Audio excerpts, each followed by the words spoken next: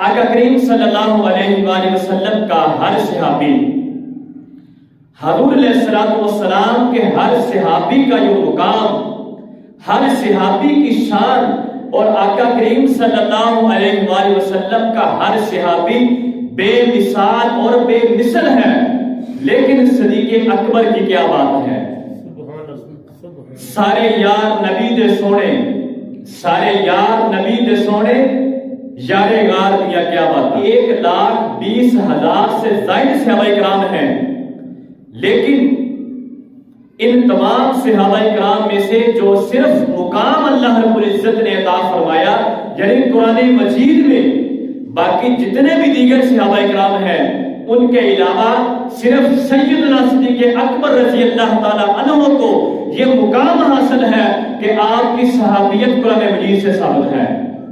فرمایا اذ یقول لصاحبہ، جب حضور علیہ السلام اپنے صاحب سے فرما رہے تھے، اپنے دوست سے فرما رہے تھے، اذ یقول لصاحبہ، جب حضور علیہ السلام اپنے ساتھی سے فرما رہے تھے، یعنی حضرت سیدنا صدیق اکبر رضی اللہ تعالی عنہ کی صحابیت جو ہے وہ قرآن مجید سے ثابت ہے، نص قطعی سے ثابت ہے۔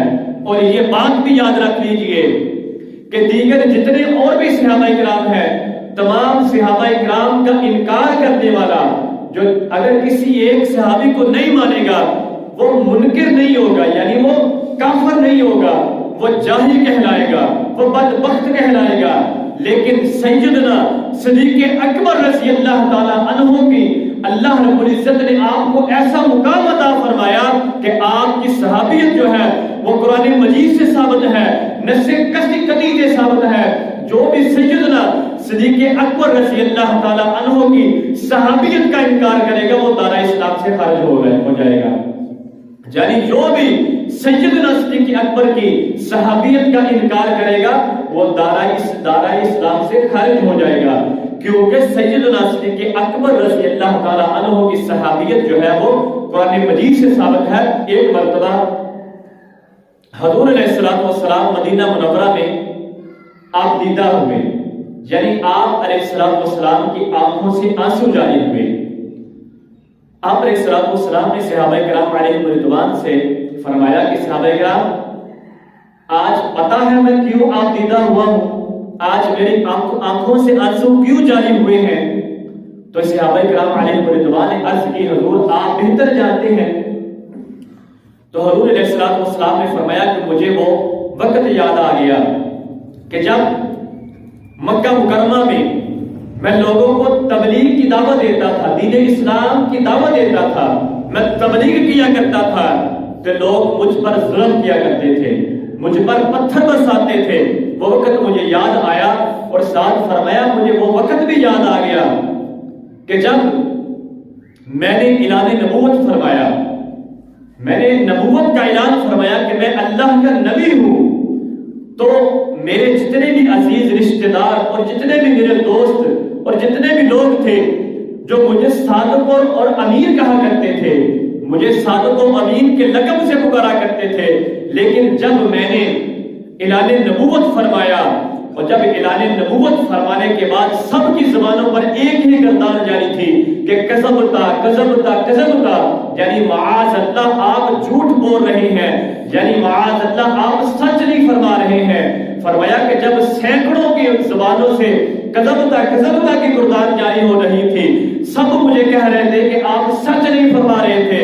فرمایا اس زمانے میں، اس دور میں بھی جب سینکڑوں مجھے یہ کہہ رہے تھے، ان کی زبانوں پہ یہ گردان جاری تھی کہ آپ سچ نہیں فرما رہے تھے، لیکن فرمایا صحابہ کرام اس وقت بھی سیدنا صدیق اکبر رضی اللہ تعالی عنہ کی زبان سے ایک ہی کلمہ جاری تھا کہ صدقتا صدقتا صدقتا، کہ حضور آپ سچ فرما رہے ہیں، آپ سچ فرما رہے ہیں۔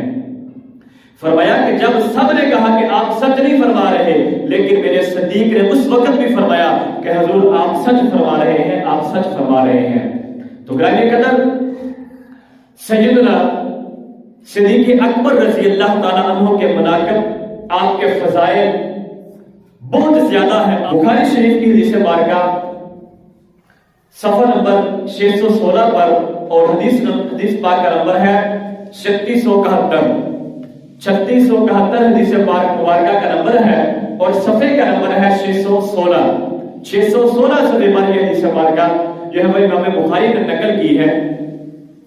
آپ فرماتے ہیں کہ یہ حدیث مبارکہ مجھے محمد بن کثیر نے سنائی، اور محمد بن کثیر فرماتے ہیں کہ یہ حدیث مبارکہ مجھے حضرت سفیان نے سنائی، اور حضرت سفیان رضی اللہ تعالی عنہ فرماتے ہیں کہ یہ حدیث مبارکہ مجھے جامع بن ابی راشد نے سنائی، اور جامع بن ابی راشد فرماتے ہیں کہ یہ حدیث مبارکہ مجھے حضرت ابو یعلا نے سنائی، اور حضرت ابو یعلا فرماتے ہیں کہ یہ حدیث مبارکہ مجھے محمد بن حنفیہ نے بیان فرمائی، اور محمد بن حنفیہ فرماتے ہیں کہ یہ حدیث مبارکہ مجھے مولا علی نے بیان فرمائی، یہ حدیث مبارکہ مجھے مولا علی نے بیان فرمائی۔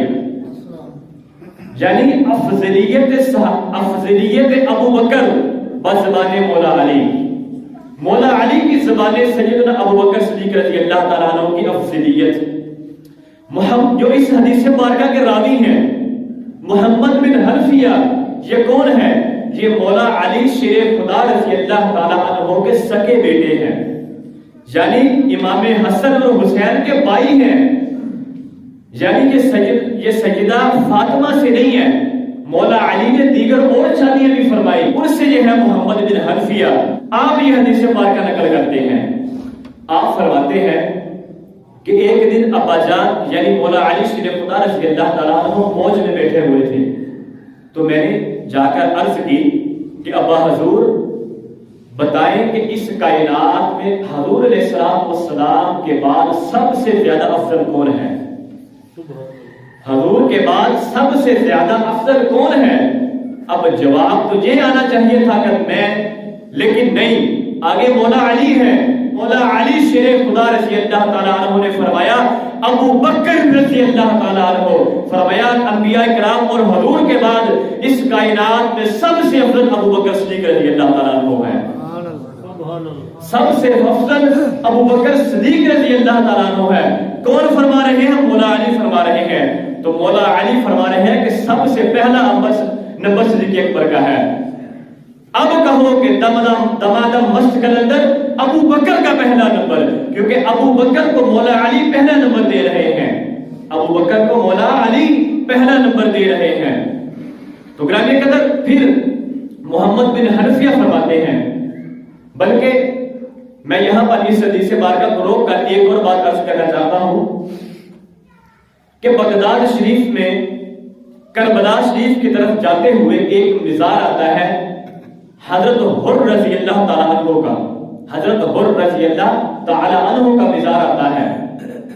جی حضرت حر رضی اللہ تعالیٰ عنہ 9 اور 10 محرم الحرام کے درمیانی شب جب امام حسین کے پاس آئے ابن زیاد کے حکم سے، چونکہ اس وقت یزید کے سپاہی تھے، آپ نے امام حسین کو کہا کہ آپ یہاں سے چلے جائیں، یعنی اس طرح آپ نے بات کرنا شروع کی، تو اس وقت نماز کا ٹائم بھی ہو گیا، تو امام حسین رضی اللہ تعالیٰ عنہ نے فرمایا کہ اب چونکہ نماز کا وقت ہو چکا ہے، اب اذان ہو رہی ہے، ہم نماز پڑھتے ہیں، بعد میں مذاکرات کرتے ہیں، ہم نماز کے بعد مذاکرات کرتے ہیں۔ امام علی مقام مولا حسین رضی اللہ تعالیٰ عنہ نے جماعت کروائی اور نماز پڑھائی۔ جب آپ نے سلام پھیرا تو دیکھا کہ حضرت حر رضی اللہ تعالیٰ عنہ کی آنکھیں جو ہیں وہ برس رہی ہیں، آپ کی آنکھوں سے آنسو جاری ہو رہے ہیں۔ نماز کے بعد حضرت حر رضی اللہ تعالیٰ عنہ کو امام حسین نے فرمایا کہ اب بتاؤ، اب ہم مذاکرات کرتے ہیں۔ اب حضرت حر رضی اللہ تعالیٰ عنہ آگے سے کیا جواب دیتے ہیں؟ اب کہتے ہیں کہ اب مذاکرات نہیں کرنے ہیں، اب میں آپ کا غلام بن چکا ہوں، اب میں آپ کی غلامی میں آ چکا ہوں۔ تو مولا حسین رضی اللہ تعالیٰ عنہ نے فرمایا کہ اب تو میری غلامی میں آ چکا ہے، اب ایک طرف یزید کے سپاہی ہیں، ایک طرف میرے غلام ہیں، اب تو بتا کس طرف جانا چاہتا ہے؟ کیا تو یزیدیوں کی طرف جانا چاہتا ہے؟ تو حضرت حر رضی اللہ تعالیٰ عنہ نے فرمایا کہ اب میں یزیدیوں کے سپاہیوں کی طرف نہیں جانا چاہتا، بلکہ اب میں آپ کی غلامی میں آ چکا ہوں، اب میں نے آپ کے پاس رہنا ہے۔ جب یہ بات حضرت حر رضی اللہ تعالیٰ عنہ نے کہی تو امام حسین کا سینہ ٹھنڈا ہوا، آپ خوش ہوئے اور آپ اپنی جگہ سے کھڑے ہوئے اور کھڑے ہو کر آپ نے حضرت حر رضی اللہ تعالی عنہ کو اپنے سینے سے لگایا اور ایک فتویٰ جاری کیا، ایک پیغام جاری کیا اور فرمایا کہ انت حر من النار، فرمایا اے حضرت حر آپ نے ہماری غلامی میں آ کر آپ ہماری غلامی میں آ گئے ہو، اب میں آپ کو خدمت کا صلہ دیتا ہوں۔ اب دنیا میں اگر کوئی خدمت کا صلہ دے تو زیادہ سے زیادہ کیا دے سکتا ہے؟ وہ بحریہ ٹاؤن میں ایک پلاٹ لے لے گا، لیکن امام حسین نے اسی وقت حضرت حر رضی اللہ تعالی عنہ کو خدمت کا صلہ کیا عطا فرمایا؟ آپ نے حضرت حر کو اپنے سینے سے لگایا اور سینے سے لگا کر فرمایا انت حر من النار، فرمایا کہ جس نے جنتی آدمی دیکھنا ہو، جس نے جہنم سے آزاد آدمی دیکھنا ہو، حضرت حر کو دیکھ لے۔ تو آپ نے صلہ کیا عطا فرمایا؟ آپ کو پاک فرما دیا، آپ کو جنتی قرار دے دیا اور جہنم کی آگ سے آزاد فرما دیا۔ تو گرامی قدر لمبی چوڑے باتیں نہیں، میں آپ کے دلوں پر دستک دے کر ایک بات کہنا چاہتا ہوں کہ امام حسین نواسہ رسول ہیں، حضور علیہ السلام کے نواسہ ہیں۔ اگر امام حسین حضرت حر رضی اللہ تعالی عنہ کو جہنم کی آگ سے آزاد فرما سکتے ہیں تو بتاؤ 1500 سال سے جن ابو بکر صدیق کو حضور علیہ السلام نے اپنے پہلوؤں میں سلایا ہوا ہے، کیا بتاؤ ابو بکر جہنم کی آگ سے آزاد نہیں ہوئے ہوں گے؟ جب آئیے اپنی پہلی بات کی طرف، محمد بن حنفیہ رضی اللہ تعالیٰ عنہ، پھر آپ نے فرمایا مولا علی رضی اللہ تعالیٰ عنہ سے عرض کی کہ ابا جان کہ اب دوسرا نمبر کس کا ہے؟ پہلا نمبر تو آپ نے صدیق اکبر کو دے دیا کہ سب سے افضل کائنات میں نبی پاک صلی اللہ علیہ وسلم کے بعد ابو بکر ہیں، اب دوسرا نمبر کس کا ہے؟ تو مولا علی نے فرمایا کہ عمر فاروق رضی اللہ تعالیٰ عنہ۔ اب محمد بن حنفیہ فرماتے ہیں کہ میرے دل میں خیال آیا کہ اب تیسرا نمبر تو آپ نے عثمان غنی کا کہنا ہے کہ آپ ہی افضل ہیں۔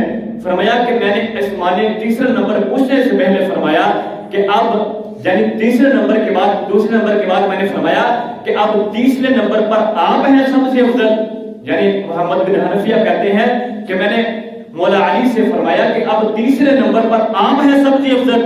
فرمایا کہ مولا علی نے فرمایا نہیں، میں تو ایک مسلمان ہوں، میں تو صرف ایک مسلمان ہوں۔ تو پتہ چلا کہ مولا علی نمبروں کے پیچھے نہیں بھاگتے ہیں، مولا علی نمبروں کے پیچھے نہیں بھاگتے ہیں، بلکہ نمبر خود چل کر مولا علی کی طرف آتے ہیں، نمبر خود چل کر مولا علی کی طرف آتے ہیں۔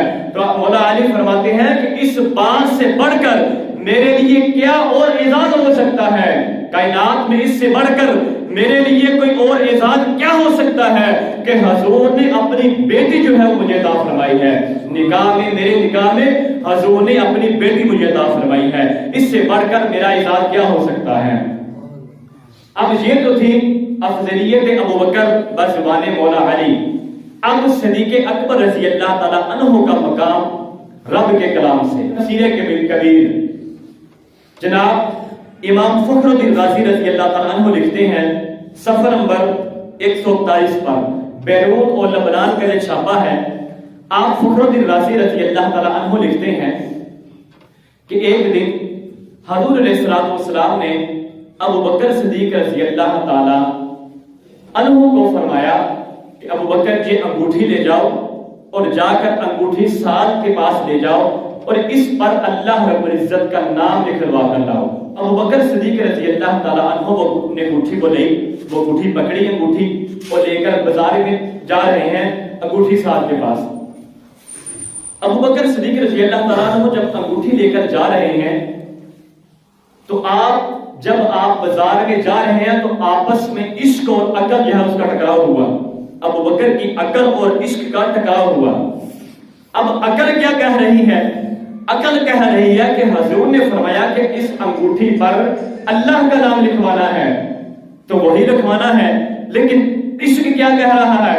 عشق کہہ رہا ہے کہ جب اللہ نے اذان میں اپنے نبی کو جدا نہیں کیا، نماز میں اپنے حبیب کو جدا نہیں کیا، ہر جگہ پر اللہ نے اپنے حبیب کو ساتھ رکھا، تو ابو بکر تو کون ہوتا ہے اللہ کے نام سے حبیب کے نام کو جدا کرنے والا؟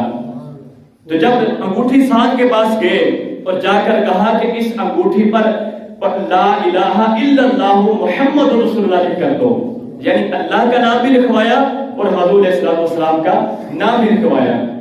اب انگوٹھی ساز نے اللہ کا نام بھی لکھ دیا اور حضور علیہ السلام کا نام بھی لکھ دیا۔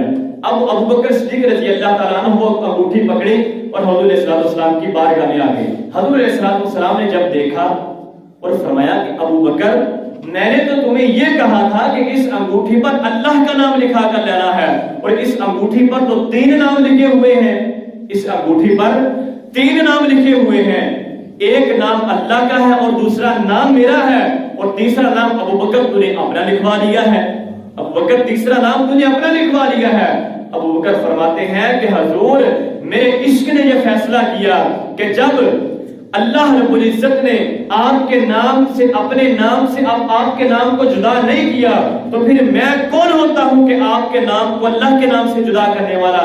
اس لیے میں نے اللہ کے نام کے ساتھ آپ کا نام لکھوایا ہے۔ اور رہی بات میرے نام کی، ابو بکر فرماتے ہیں کہ رہی بات میرے نام کی، جو میرا نام لکھا ہوا ہے، فرمایا کہ واللہ، اللہ کی قسم، میں نے اپنا نام نہ میں نے لکھوایا ہے نہ انگوٹھی صاحب نے لکھا ہے۔ اس انگوٹھی پر نہ میرا نام نہ میں نے خود لکھوایا ہے نہ ہی انگوٹھی صاحب نے لکھا ہے۔ ابو بکر فرماتے ہیں کہ کچھ دیر بعد دیکھتے ہیں کہ حضرت علیہ السلام کی پیشانی پر پسینہ آیا اور ابو بکر فرماتے عرض کرتے ہیں کہ حضور کیا بات ہے؟ حضور علیہ السلام فرماتے ہیں کہ ابو بکر جبرائیل امین آ رہے ہیں، ابو بکر جبرائیل آ رہے ہیں اور آ کر پیغام دے رہے ہیں کہ حضور، اللہ رب العزت نے فرمایا، ابو بکر کے عشق نے یہ فیصلہ کیا کہ وہ میرا اور میرے محبوب کا نام جدا کرنا نہیں چاہتا تھا، اس لیے زمینی فیصلہ ابو بکر نے فرمایا اور ابو بکر نے میرے نام کے ساتھ محبوب آپ کا نام لکھوایا۔ اب آسمانی فیصلہ میں اللہ فرماتا ہوں کہ جبرائیل اللہ کے محبوب کے نام کے ساتھ ابو بکر کا نام لکھ دے۔ اب میں یہ نہیں چاہتا کہ ابو بکر میرے نام کو، میرے نام کے بغیر جو ہے حضور کا نام لکھے، لیکن جب ابو بکر نے یہ فیصلہ فرمایا کہ اللہ کے نام کے ساتھ حضور کا نام ہونا چاہیے، اب میں اللہ یہ فیصلہ فرماتا ہوں کہ حضور کے نام کے ساتھ ابو بکر کا نام ہونا چاہیے۔ تو فرمایا کہ جبرائیل نے یہ نام لکھا ہے اللہ رب العزت کے حکم سے۔ اب آپ کے سامنے 2 باتوں کا ذکر کرنا ہے، 2 راتوں کا ذکر کرنا ہے اور 2 ذاتوں کا ذکر کرنا ہے۔ راتیں بھی 2 ہیں، باتیں بھی 2 ہیں اور ذاتیں بھی 2 ہیں۔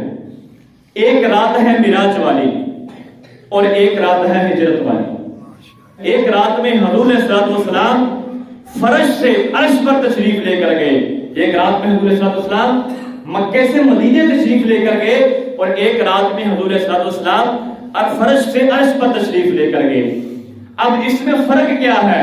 ایک ہے ہجرت کا ساتھی، ایک ہجرت کا ساتھی ہے اور ایک جناب والا معراج کا ساتھی ہے، اور جو معراج کا ساتھی ہے اس کا نام جبریل ہے، جو معراج کا ساتھی ہے اس کا نام جبریل ہے، اور جو ہجرت کا ساتھی ہے اس کا نام صدیق ہے، جو ہجرت کا ساتھی ہے اس کا نام صدیق ہے۔ اب اگلے والا جملہ آپ نے ہضم کرنا ہے، جو معراج کا ساتھی ہے وہ فرشتوں کا سردار ہے، جو معراج کا ساتھی ہے وہ فرشتوں کا سردار ہے، اور جو ہجرت کا ساتھی ہے وہ صحابہ کا سردار ہے، جو ہجرت کا ساتھی ہے وہ صحابہ کا سردار ہے۔ اب آگے چلیے، ایک ہجرت کا ساتھی ہے اور ایک معراج کا ساتھی ہے۔ جو ہجرت کا ساتھی ہے، جو ہجرت کا ساتھی ہے وہ خاکی ہے، جو معراج کا ساتھی ہے وہ افلاکی ہے۔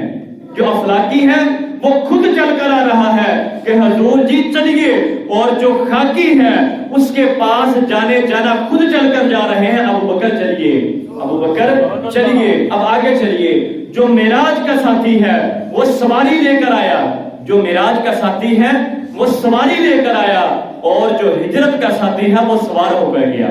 جو معراج کا ساتھی ہے وہ سدرہ تک گیا، اور جو ہجرت کا ساتھی ہے وہ روزے تک گیا۔ آپ کو بات نہیں سمجھ آئی؟ جو معراج کا ساتھی ہے وہ سدرہ تک گیا، جو ہجرت کا ساتھی ہے وہ روزے تک گیا۔ اب بات کو ختم کرتے ہیں، جو معراج کا ساتھی ہے وہ موڑ تک گیا، سدرہ پر موڑ آیا، معراج کا ساتھی موڑ تک گیا۔ جبرائیل امین ہاتھ جوڑ کر عرض کرتے ہیں کہ حضور اب میں آگے سدرہ کے آگے جاتا ہوں تو میرے پر چلتے ہیں۔ جو معراج کا ساتھی ہے وہ موڑ تک گیا، اور جو ہجرت کا ساتھی ہے وہ توڑ تک گیا۔ فتاوی رضویہ شریف میں ایک اور جگہ پر اعلیٰ حضرت نے ایک حدیث پاک کا نقل کی ہے، اب وہ بھی سماعت فرمائیے۔ آپ فرماتے ہیں کہ حضور علیہ السلام نے فرمایا کہ اللہ رب العزت نے مجھے یہ اعزاز بخشا، اور ایک روایت میں ہے کہ حضور نے فرمایا کہ اللہ رب العزت سے میں نے یہ اعزاز مانگا۔ وہ اعزاز کیا ہے کہ اللہ رب العزت نے فرمایا کہ حضور علیہ السلام آپ جس سے رشتہ کریں گے وہ بھی جنتی، اور آپ جس کو رشتہ دیں گے وہ بھی جنتی۔ آپ جس کے ساتھ رشتہ کریں گے وہ بھی جنتی، اور آپ جس کو رشتہ دیں گے وہ بھی جنتی۔ اب رشتہ دیا کس کو؟ مولا علی کو۔ اب رشتہ کس کو دیا؟ مولا علی کو۔ وہ کون ہوئے؟ جنتی ہوئے، مولا علی ہوئے جنتی۔ اب رشتہ دیا مولا علی کو، وہ ہوئے جنتی۔ اب بات یہاں پر ختم کرتے ہیں لوگ، اب بات یہاں پر ختم نہیں ہوئی، اب آگے بھی دیکھنا ہے۔ جس کو رشتہ دیا، جس کو ایک رشتہ دیا وہ ہے مولا علی، وہ بھی جنتی، اور جس کو 2 بیٹیاں عطا فرمائی عثمان غنی، وہ بھی جنتی ہیں۔ اب آگے چلیے، اب جس کے رشتہ لیا، سیدہ عائشہ کس کی بیٹی ہے؟ ابو بکر کی بیٹی ہے، اور جس کا رشتہ لیا حضور نے، اب ابو بکر بھی ہوئے جنتی، ابو بکر بھی ہوئے جنتی۔ اب حضرت حفصہ کس کی شہزادی ہے؟ وہ عمر فاروق کی شہزادی ہے، وہ بھی جنتی ہوئے۔ رشتہ دیا مولا علی کو، وہ بھی جنتی۔ عثمان غنی کو 2 دیے، وہ بھی جنتی۔ ابو بکر سے 1 لیا، وہ بھی جنتی۔ عمر فاروق سے 1 لیا، وہ بھی جنتی۔ اب یہ سارے جنتی ہوئے۔ اب آپ کو ایک اور رشتہ میں بتانا چاہتا ہوں، اب رشتے یہاں پر ختم نہیں ہوئے، ایک اور رشتہ ہے۔ حضرت ام حبیبہ حضور علیہ السلام کی بیوی ہے، جن کا نام ام حبیبہ ہے۔ آپ شہزادی ہیں ابو سفیان کی، اور بہن ہے امیر معاویہ کی۔ اب امیر معاویہ بھی جنتی ہے۔ اب لگاؤ نعرہ، ہر صحابی نبی جنتی جنتی، ہر صحابی نبی، ہر صحابی نبی، ہر صحابی نبی جنتی جنتی۔ اللہ رب العزت کی بارگاہ میں دعا ہے کہ اللہ تعالی ہم سب کا حامی و ناصر ہو، ہم سب کے دلوں میں صحابہ اور اہل بیت کی محبت کو جو پیدا فرمائے۔ وما علینا الا البلاغ۔